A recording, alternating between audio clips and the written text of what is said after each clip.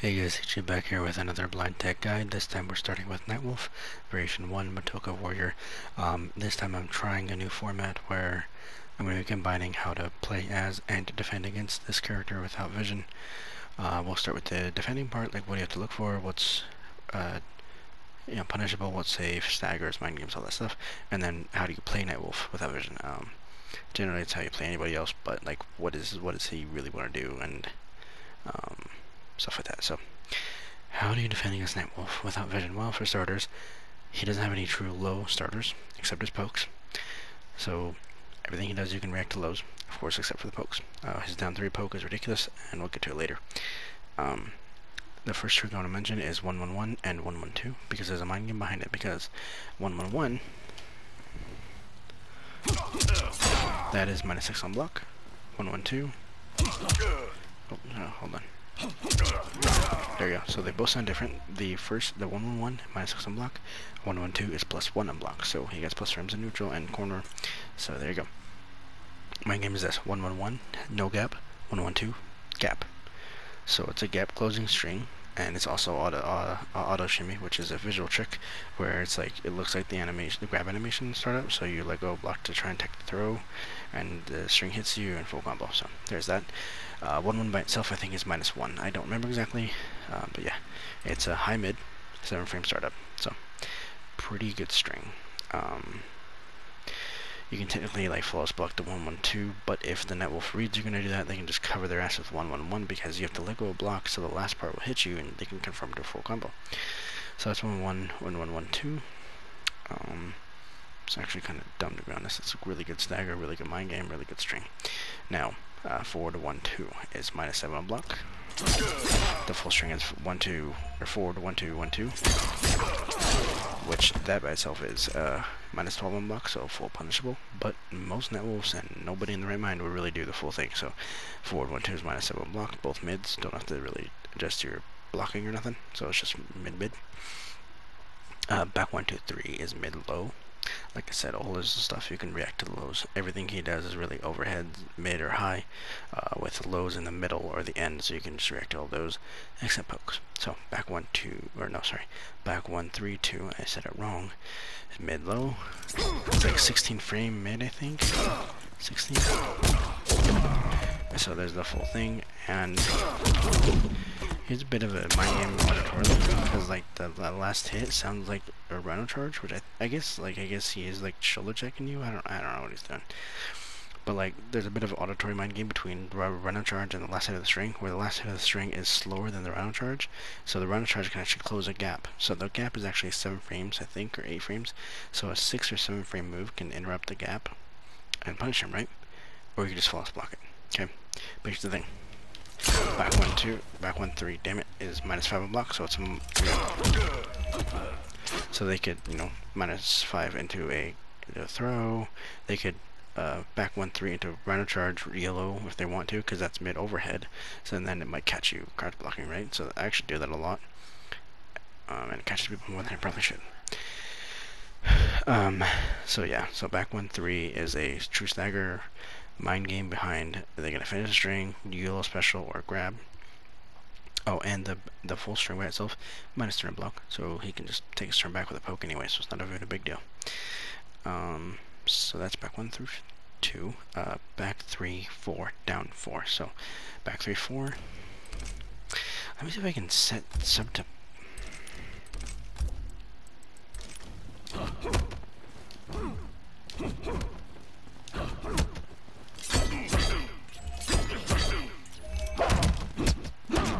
I guess he's blocking everything, right? Okay, cool. So, back 3-4. Technically is punishable, but because of spacing, like, you ain't punish this man. Because, like, the spacing puts him at, like, 4-1 range, which is around start position, so. Yeah, back 3-4 is technically punishable, but it's tricky to punish. Back 3-4, down 4 is safe on block completely, but there's a flawless block gap. Back 3-4 is 11 frame startup mid, and it's mid low. So there you go, again, reacting to lows. Technically mind game still applies, even though it's punishable, so it's not a good stagger, you can still stagger it into a throw or whatever you want to do.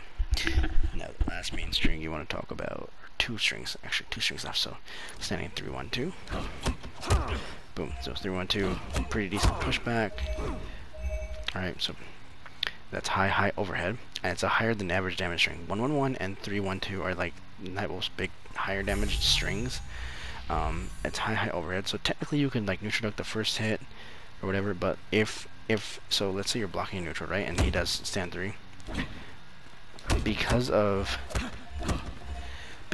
the way the string works, you cannot neutral duck. So say you block the first hit and try to neutral duck the second to punish him, you cannot do that. This, like, if you block the string, you're stuck in it. So it's high overhead. The last hit is a crushing blow, which is a pop-up, full combo, you know, conversion, whatever, right? All of it is safe on block. So the stagger's safe, the full string is safe, the stand 3 by itself is safe. So it's a crazy good string for mind games, pressure, and like damaging combos and stuff. So it'd be like, ooh, like I'm mash and grab just for the sake of the thing. Okay.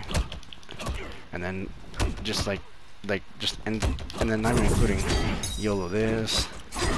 Oh no, oh he's just fucking me to throw. Oh look. Instant poke into another, like the mind games, man. The mind game with staggers. This is why having a flawless blockable string is great. It's bad if they know how to flawless block, but it's good if you know how to take advantage of their trying to. So yeah, that's a high overhead. So the last main string is the only true overhead he has, so it's an overhead starter. It's forward 2 1 2 1. So this whole string by itself is punishable.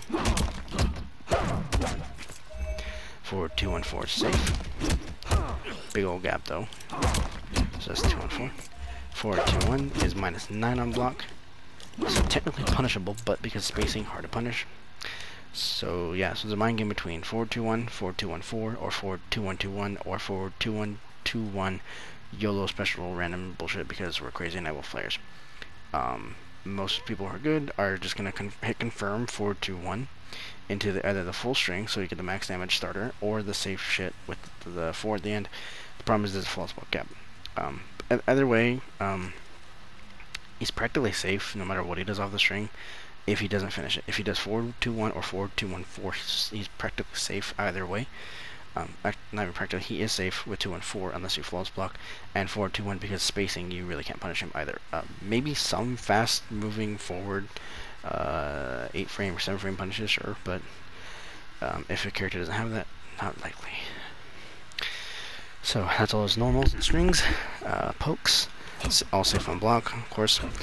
Down 3 is the one that you're gonna have to deal with when you're fighting Nightwolf players, because down 3 is, I think, 8 frame startup plus 13 on hit, so it jails into all his good buttons. So it jails into stand 1, jails into forward 1. It can jail in standing 3. It's kind of a tight one because of the pushback. If I'm going to try and jail in the stand 3, I'm just going to do down 1 or down 4 in a stand 3, because they don't push your opponent as far back. Actually, I think down 1 doesn't, but down 4 does. I don't know. I even do like down 3 into the back 3 because it's plus 13. That's 11 frame startup.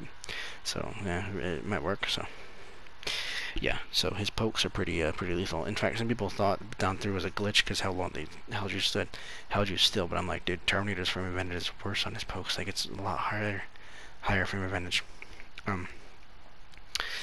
So yeah, those are his pokes, strings. So last things are his specials. So down forward 2 is a meatless launcher in the corner. In mid screen, you have to amplify it. Full punish either way. It's mid overhead, so you have to stand block it. Rhino charge, punishable by itself.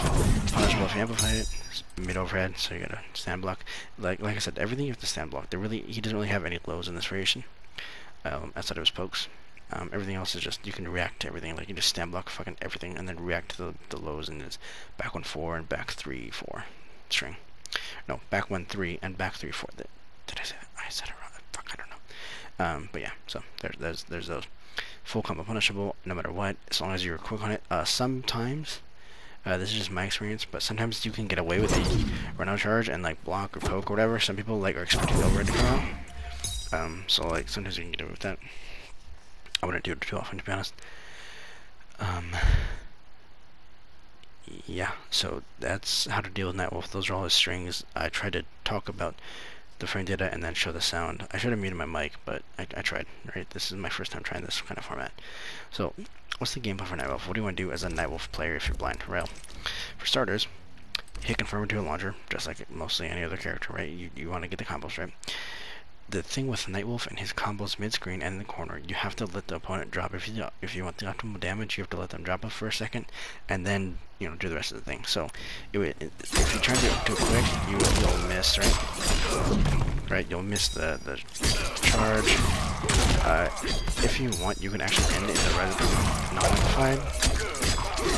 And there you go, you get some spacing frame advantage, but the Rhino charge is more optimal and still decent frame advantage. So, but I find the Rising Tomahawk non-amplified is more consistent, just because you don't really have to wait for it to fall, right?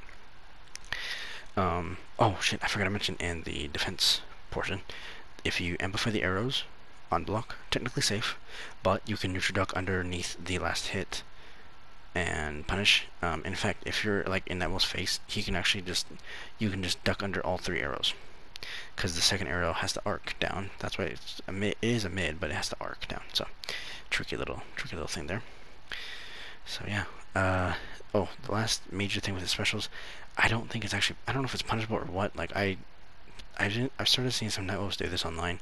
Well, they'll do a special or a string into this, like something like that, right? So let's just have Nightwolf, something like that, right? They'll try and take their turn back. It's like, oh shit, they reflected on block, what the fuck, right? And like I saw some Nightwolves do that, and it threw me off. So I was like, what?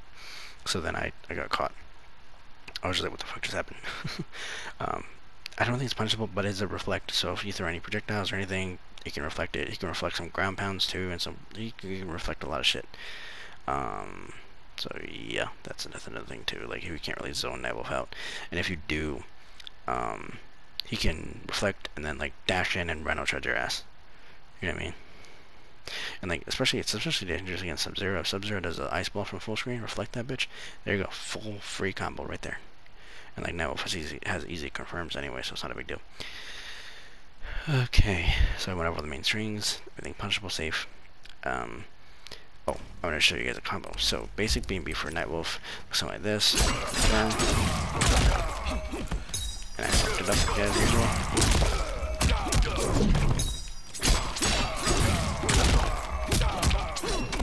I haven't done a Nightwolf maybe in a bit.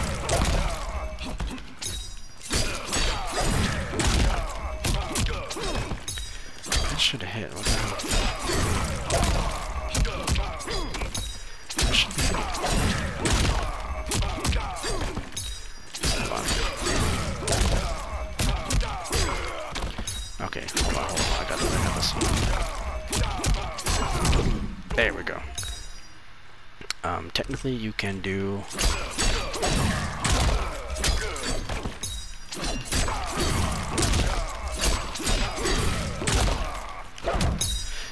two amplified Rhino.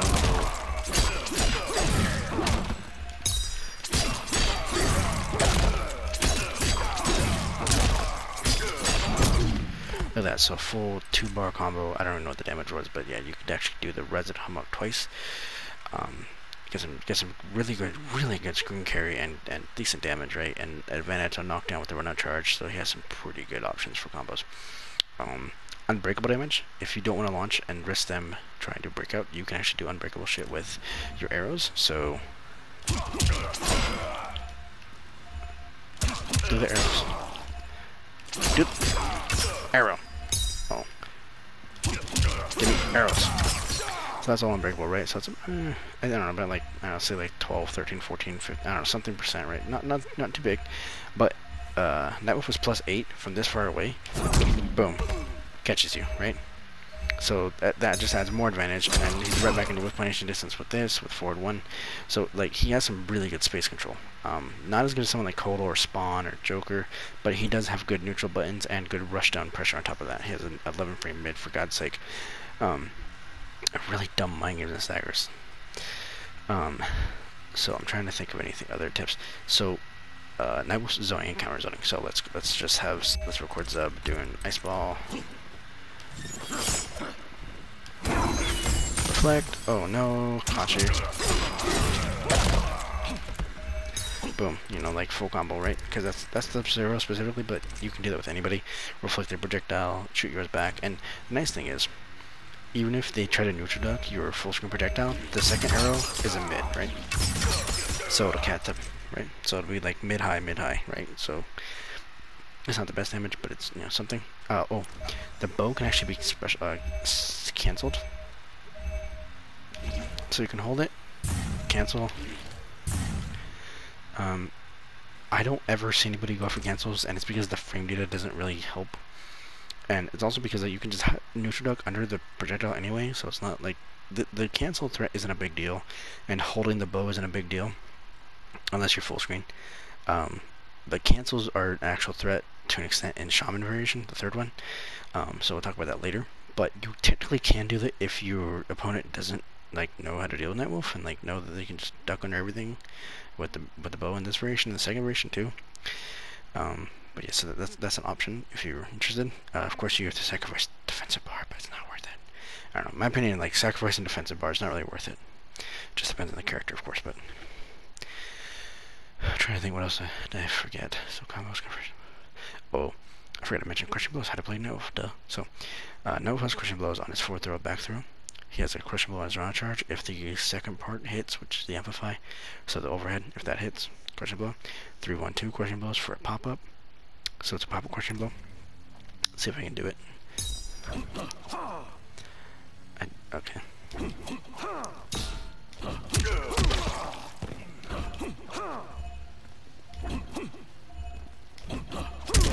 There we go.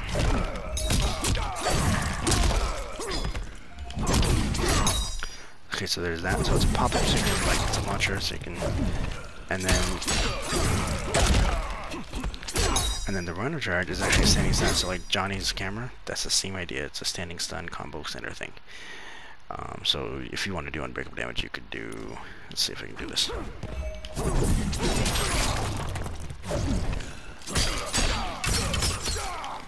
And then they're trying to like jump out of your plus, your like neutral plus or whatever. There you go. You know, runner charge. I did too. I think I misspaced it, but anyway. You can do like full combos off both those crushing blows. Forward throw, back throw, it's a standard 30%, whatever, for taking a throw the wrong way. Shit. Oh, that reminds me. Nightwolf has a forward throw loop. Look at this. Look at this. It's like plus 19 in their face. Look at this. Look at this beautiful spacing right here. With punish range. Beautiful. And then back throw. Set up for zoning. Alright, there you go. Trying to think. Oh shit. Down back 3 is a damage buff, and then amplify it. It's more damage. It's a bigger damage buff, a longer damage buff, and armor. Or it's some armor on the animation. So it's not a bad move necessarily, but it's not worth the risk because how slow it is in the recovery frames. Because a basic BNB for Nightwolf, like I was trying to show you, like 1-1-1 down forward to amplify, 1-1-1 rhino charge. That is like 28-29%. If you do the buff, it's like 31%. If you do the amplified one, it's like 33-34. So add some good damage. It turns like a 14% throw to like a 17.5% throw, sort of like Scorpion with the Searing Rage forward throws. Like, it's really dumb damage. That's like an unbreakable baby combo damage. That's kind of dumb actually now that I think about it. I think the damage buff applies to like if you get the fourth throw question blow with the max damage buff amplify, like that's that'd be close to 40%, I think. I don't know. Maybe I might be wrong there, but we'll see. So it's not the best move. You can use it, and I've used it in like Zoning War specifically because I'm like, all right, well I'm gonna reflect their shit, quickly amplify my thing, right, my damage buff, and make my projectiles do a bit more damage and whatever, right? So I've been able to do that. I've been able to sneak it in neutral scenarios where no one is really committing to a button. So, or like especially on a knockdown, like let's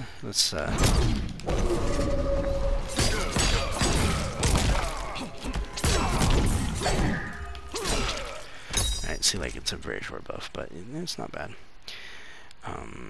So yeah, I think, to be honest, Nightwolf is a really good. For me, he's a fun character. His personality is not the best, yes, but his gameplay to me is just fun, right? It's like the neutral spacing, neutral footsie spacing type shit. which is the same thing as, I don't know, I'm weird. I love my grappler rushdown with Terminator, but I also like my neutral and with punish type spacing shit with Scorpion and Nightwolf, and like Joker and Spawn. Like I play them too. Like I might pick up Sonya again. Like I don't know. I like every style. It's just I click more. Like it feels better to play like really aggressive rushdown type shit. But I have options in neutral. You know what I mean? So that's just my opinion though.